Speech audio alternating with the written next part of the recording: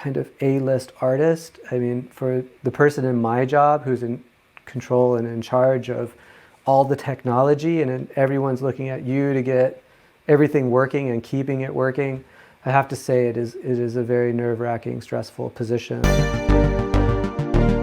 Speaking of Ariana Grande, someone that is a global icon in this world, and you've had a chance to work with and be with her team and be behind the scenes, backtracking her whole entire show and traveling on tour with her, what was it like being with one of the biggest pop stars behind the scenes, and how many things go wrong? How many, like, I assume Ariana was freaking out a lot of time on not things working, and you have a pretty big role at the time of making her show all come together.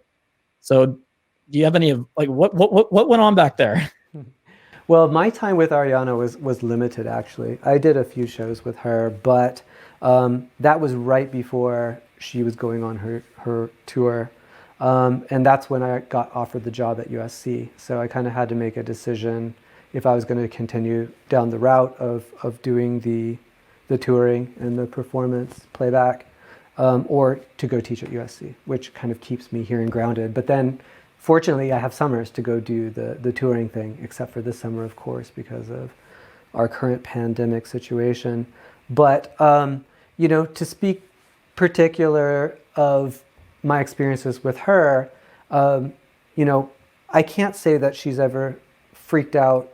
And, fortunately, we never ran into a situation where she needed to. But, when you're working at that level with that kind of A-list artist, I mean, for the person in my job who's in control and in charge of all the technology, and then everyone's looking at you to get everything working and keeping it working, I have to say it is a very nerve-wracking, stressful position. Like getting on a plane, flying from one place to another place, checking in gear, hoping that that gear actually makes it there, hoping that that gear still works when it gets there. Sometimes, it's all pulled apart because, TSA, our, Homeland Security wants to go through it and pull everything apart. So, a lot of times you're scrambling, you're making last minute changes to accommodate what the artist wants to do, having guests come in on the fly. I have colleagues, my buddies at Electronic Creatives, if you don't know them, Laura Escade. She's a great person. I would consider her one of the people that is a friend. She's a colleague, but she's also been a mentor to me in a lot of ways.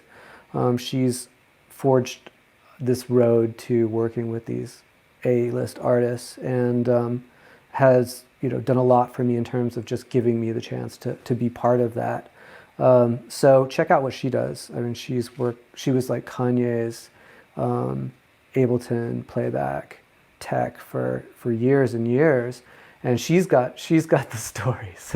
You can only imagine what it must be like to work with Kanye. I'm sure he's very talented and he's a genius, but the more kind of genius that people are and visionary, they don't really worry about the technical details because they're paying you a significant amount of money, hopefully.